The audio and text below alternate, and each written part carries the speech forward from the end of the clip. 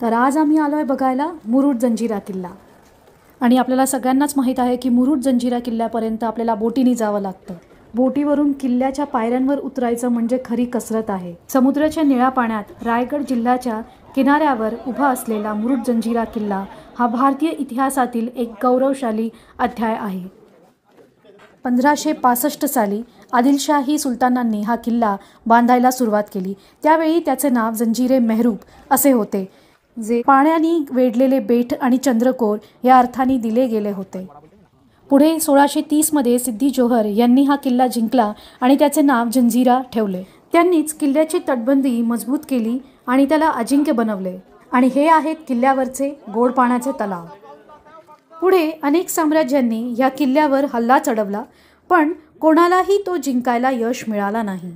यामुळेच मुरुड जंजिरा किल्ला हा भारतातील एकमेव असा किल्ला आहे जो कधीही कोणालाही जिंकायला मिळाला नाही। किल्ल्याचे बुरुज दणकट जरी उभे असले तरी सुद्धा आतल्या इमारती आता हळूहळू पडत चालल्या आहेत।